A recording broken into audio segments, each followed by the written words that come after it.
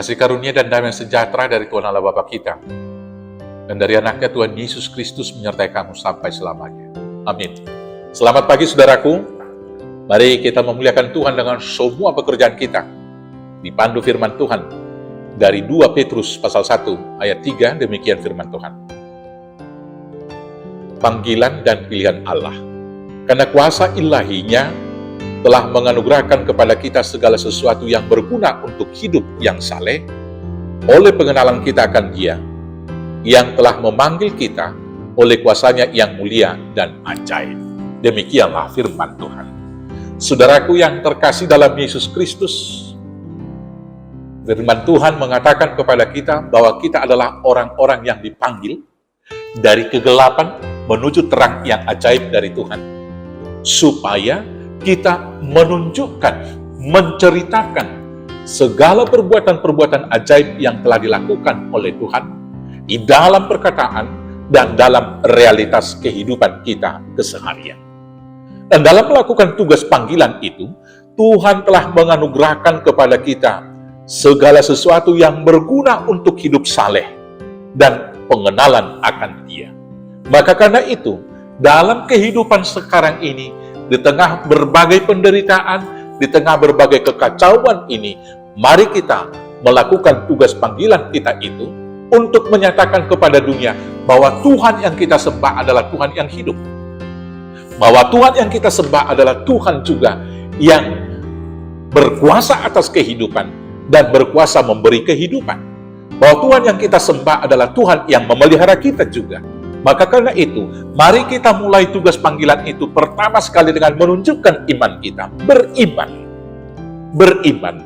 Bapak, Ibu, Saudaraku yang terkasih, iman itu menjadi sesuatu yang krisis pada hari-hari terakhir ini. Di tengah-tengah banyak kemajuan yang dicapai oleh manusia dengan ilmu dan teknologinya.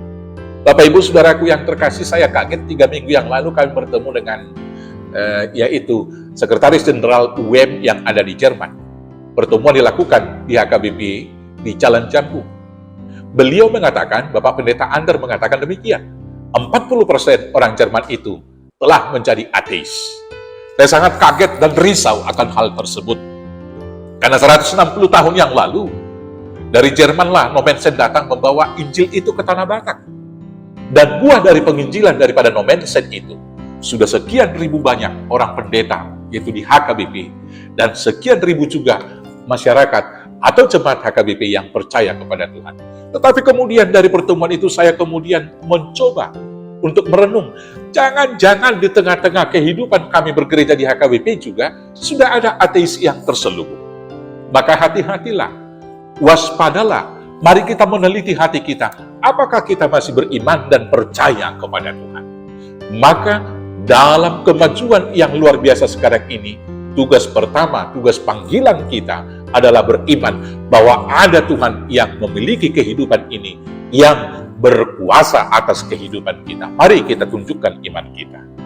Dan di dalam iman itu, harus kita nyatakan kebajikan. Kebajikan itu kita lakukan sebagai buah daripada iman. Maka perbuatan, tindakan-tindakan sosial kita, menolong orang lain, untuk mengampuni orang lain, mengasihi orang lain, haruslah itu buah daripada iman, bukan untuk tujuan yang lain. Bukan supaya dikatakan orang lain baik, bukan supaya dipuji orang lain, apalagi bukan supaya dipilih oleh masyarakat. Yang kemudian pengetahuan. Pengetahuan itu tentunya akan memberikan kepada kita sesuatu kekuatan untuk memilah mana yang baik dan mana yang buruk. Dan memberi pengetahuan bagi kita, memberikan hikmat kapan bertindak baik, kepada siapa kita akan melakukan hal yang baik. Dalam firman Tuhan, Tuhan Yesus mengatakan, jangan berikan mutiaramu kepada babi, supaya nanti jangan mutiaramu itu dicabik-cabik, dan kamu juga diseruduk oleh babi tersebut. Saudaraku yang terkasih, mari kita melakukan segala sesuatunya itu dengan pengetahuan, akal pikiran yang sehat yang dari Tuhan. Dan kemudian juga harus ada penguasaan diri. Dalam segala hal kehidupan kita ini, harus kita menguasai diri. Supaya ketika melakukan kesaksian, jangan kita yang memuji-muji diri, sehingga nama Tuhan tidak kelihatan. Ini adalah godaan yang paling besar bagi orang-orang yang terpanggil. Dia adalah utusan, tapi sering sekali bertindak lebih besar daripada yang mengutus dia. Dia hanyalah penginjil, tetapi dia lebih besar daripada berita Injil yang diberitakan. Dia adalah hamba daripada Yesus Kristus, tapi sering sekali berita pribadi si pemberita Injil itu lebih besar daripada berita daripada Yesus Kristus. Yohanes mengatakan, dia harus lebih besar dan saya harus makin kecil. Yang kemudian harus ada ketekunan dan kasih.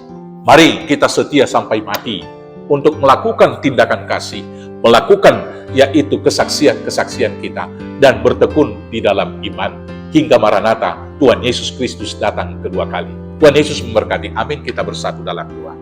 Terima kasih Bapa yang baik.